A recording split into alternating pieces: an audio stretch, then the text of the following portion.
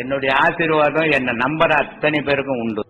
ஏணி பிடிச்சினே மேலே என்ன வர முடியுமா, போனா போக முடியுமா, இப்படி என்ன பண்ணுவ? உபதேசம் வாங்கிறது பெருசு இல்லை, ஏணி பிடிச்சா படிக்கட்டு மாதிரி ஏறி மேலே போயிடணும்.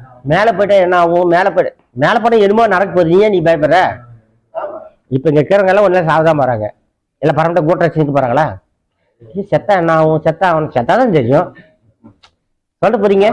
ஆனா ஐயோ செத்து போயிட்டு என்ன பண்றது? அதே சொன்னாரு, யாருமே செத்தவங்களே கிடையாது.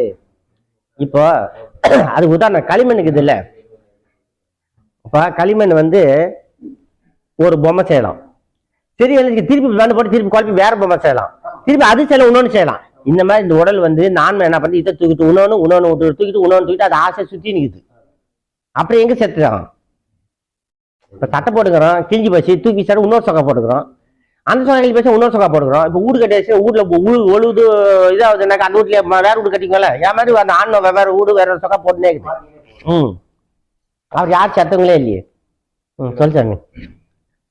திருமலர் பாட்டுங்க. தூங்கி கண்டார் சிவலோகம் தம்முள்ளே, தூங்கி கண்டார் சிவயோகமும் தம்முள்ளே, தூங்கி கண்டார் சிவபோகமும் தம்முள்ளே, தூங்கி கண்டார் நிலை சொல்வதெவ்வாறு. இந்த தூக்கம் எல்லாத்துலயும் தூங்கி கண்டார் சிவலோகம் நமக்குள்ளதான் இருக்குது, அந்த சிவபோகமும் நமக்குள்ளதான் இருக்குன்றாரு, அந்த சிவ யோகமும் நமக்குள்ளதான் இருக்குன்றாரு. அந்த தூக்கம்ன்ற என்னத்தை மென்ஷன் பண்றாரு? இப்ப தூக்கம் ரெண்டு வகைங்குது. எப்படின்னு கேட்பேன். இப்ப நம்ம போய் நல்லா சாப்பிட்டு நிம்மதியா மனசுல காவலான்னு பார்த்தினா தூங்கிடுவேன். இது தூக்கத்தை வர வைக்க தண்ணி அடிப்பாங்க தெரியுமா? தண்ணி அடிச்சு தூங்குறலாம் தூக்குமா? நல்லா சொல்லு சாமி, தண்ணி அடிச்சு தூங்குற தூக்கமா சொல்லுங்க. போதையும் கிடையாது, மயக்கம். அதாவது இப்ப நிம்மதியான தூக்கம்னா தூங்கி எழுந்தீங்கன்னா அந்த ஃப்ரெஷ்னஸ் வந்துடும், ஒரு சோம்பல் வராது, நல்லா இருக்கும். ஆனா போதையில சேர்ந்து போய் பாரு, ஐயோ கையெல்லாம் வலிக்குது, அப்ப தூக்கமா? அது மயக்கத்துல இருந்து எழுந்து வரான். இந்த மாதிரி தூக்கம் ரெண்டுக்கு சாமி. நீ கல்லு அப்படின்னு அது என்னமோ போதை வஸ்துக்கள் எதை வேணாலும் போட்டு தூங்கலாம், அந்த தூக்கத்தெல்லாம் இந்த இது வராது.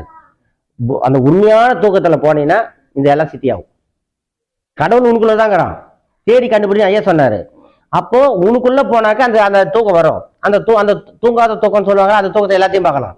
தூக்கத்துல பார்க்க முடியாது, முழிச்சுக்கிறது இதுலயும் பார்க்க முடியாது. எல்லாமே தமிழ்லயே தான் வருது. நமக்குள்ளதான் கடவுள் உனக்குள்ளதாங்கிறான். அதுதான் சொன்னாங்க, கடவுள் எல்லாம் இருக்கிறான்னு சொன்னாங்க. ஊரெல்லாம் தேடுறான், அவனுக்குள்ள தேட மாட்டேங்கிறான்ட்டான்.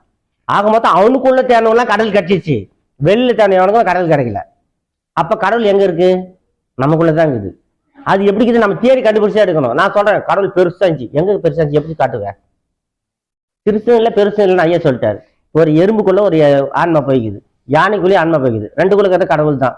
இதுக்குள்ள அது எப்படி போகும்? அவ்வளவு பெருசு இதுல எப்படி போகணும்னு என்ன பண்ண முடியும்? அது சிறுசும் இல்லை பெருசும் இல்லை, சின்னது இல்லை பெருசு சொன்னாங்களா? அது அந்த உடலுக்கு தகுந்த மாதிரி ஆன்மா வேலை செய்யுது. கண்ணுக்கு தெரியாத ஒரு சின்ன பொருள், அதே பெரிய பொருளுங்குது சின்ன பொருளுங்குது. இப்போ இவ்வளோ பெரிய மலை இருக்குது, இந்த மலைக்குள்ளேயும் ஒரு ஆன்மா இருக்கு. அதுக்கு மேலே இருக்கிற இவ்வளோ மரம் செடி இருக்குது, அந்த மரம் செடிக்குள்ளேயும் ஒரு ஆன்மா எல்லாம் இருக்கு. எல்லாம் கூட்டுக்கலவை தான். அது போய் நீ உனக்குள்ள தேட தேட தேட உள்ள தெரிஞ்சிச்சுன்னா வெளியே போல தெரிஞ்சிடும். உள்ள தெரியல, வெளியே எதுவுமே தெரியாது. அது நீ இப்போ பாடம் பண்ற, நல்லா பண்ணு. இது ஒரு ஸ்டேஜ், குறைஞ்சபட்சம் 4-5 பாடத்துக்கு பின்னாடி தான் இது உனக்கு புரியும். இப்போ புரியாது. என்ன சொன்னாலும் இப்போ நீ 1ஆம் கிளாஸ் 5ஆம் கிளாஸ் காலேஜ் சொன்னது புரியுமா? புரியாது. அதனால உனக்கு தெரிஞ்சதை மட்டும் கேட்டுக்கோ. நான் இப்ப சாதாரண சிம்பிளா சொல்லிட்டேன், புரிஞ்சுக்க அவ்வளவுதான். மனம் ஒன்று நினைக்க, வாய் ஒண்ணு சொல்ல, மெய் ஒண்ணு செய்யுது, பட்டினதான் சொல்றாரு. இது இப்ப மனசு ஒரு விஷயம் நினைச்சு செய்யறோம், ஆனா மனசு ஒண்ணு சொல்லுதுன்றாரு, வாய் ஒண்ணு சொல்லுன்றாரு, உடம்பு ஒண்ணு செய்யுதுன்றாரு. இப்போ உங்ககிட்ட 1 லட்சம் ரூபாய் வச்சுங்கன்னு எனக்கு தெரிஞ்சு போச்சு, உனக்கு தெரியாம எனக்கு தெரிஞ்சு போச்சு. உங்ககிட்ட எப்படி திறன்லாம் நினைக்கிறேன், தருணி நல்லவண்டா வாடா செய்யடான்னு சொல்லி உங்ககிட்ட எப்படி கொடுக்கலான்னு நான் போடுறேன். நினைக்குது செயல் வேற, பேசுறது வாய் வேற மாதிரி தானே பேசுது. உங்ககிட்ட பொருளுக்கு இருந்து தெரிஞ்சு போச்சு. என் செயல்படம் உங்ககிட்ட அப்படி கவர்ச்சி பண்ணி உங்களை பேசுற மாதிரி வாய் பேசுது, மனசு எப்படா இதை புடுங்கலான்னு நினைக்குது. அப்புறம் என்ன பண்ணுவ? அதுதான் சொன்னாங்க, உள்ள நினைக்கிறது போற வெளியே அவனும் பேசணும்னே கிடையாது. வெளியில பேசுறது அத்தனையும் பொய் தான். அது உள்ள அன்போட வரதெல்லாம் மகான் வாயிலிருந்து தான் வரும், வேற யார் வாயிலிருந்து வராது. அவன் உள்ள நினைக்கிறது ஒண்ணுதான், வாயில சொல்றது ஒண்ணுதான். நீயே ஒரு சந்தோஷமோ எந்த பற்றும் இல்லாத சொல்ற வார்த்தை உண்மையா இருக்கும். வேற எதனா ஒரு துன்பமோ இல்ல ஏதோ ஒரு ஏக்கமோ இல்ல ஏதோ ஒரு வறுமை சொல்ற வார்த்தை போய். ஏன்னா நீயே போய் செக் பண்ணி பாரு, உனக்கே பாரு, வேற தூரம்லாம் போவாத. உனக்கு ஏதோ ஒரு கடன் மாட்டிக்கணும், ஒரு கடன்காரவனை பிடிச்சி வச்சுக்கணும், கடனை கட்டி ஆகணும், வேற ஒருத்தன பணம் இருக்குதுன்னு தெரிஞ்சு அவங்ககிட்ட பணத்தை கொடுக்குது, நீ நல்ல யோகியமா டே எனக்கு கனவு எனக்கு கொடுன்னு கேப்பே, அவன் தருவானா? அவனை கொடுக்குது என்ன வழிபாடுவேன்? நீங்க அந்த செயல் தான் நடந்துங்க சாமி. அதனால வாய் பேசுறதும் உள்ள பேசுறதும் ரெண்டும் ஒன்னா பேசவே பேசாது இப்ப இருக்கிற காலத்துக்கு. ஆமா.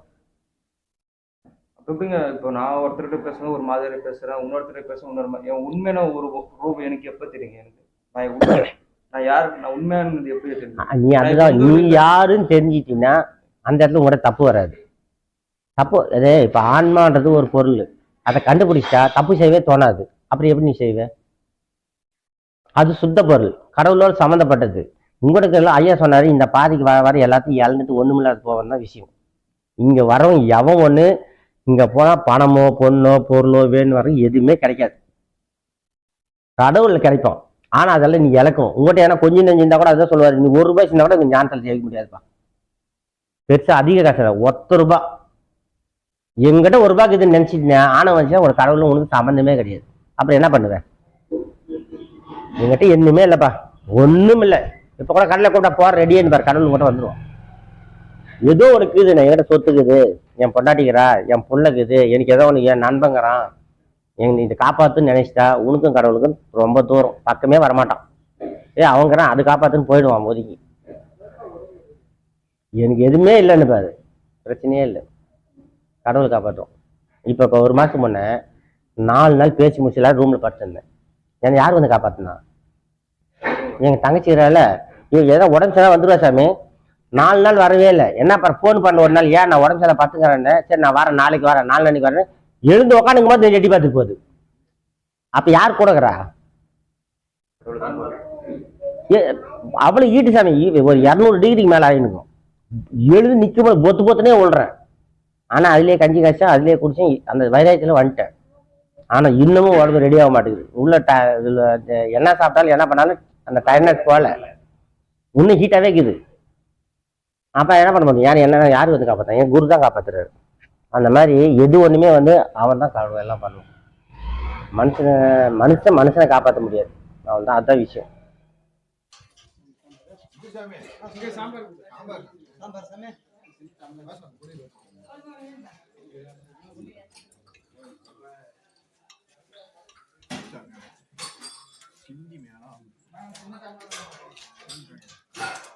ஆத்ம வணக்கம். ஒவ்வொரு மாதமும் பௌர்ணமி அன்று நமது தர்மபுரி ஆசிரமத்தில் உபதேசம், அன்னதானம் மற்றும் ஆன்மீக வகுப்பு நடைபெறும் என்பதை மகிழ்ச்சியுடன் தெரிவித்துக் கொள்கிறோம்.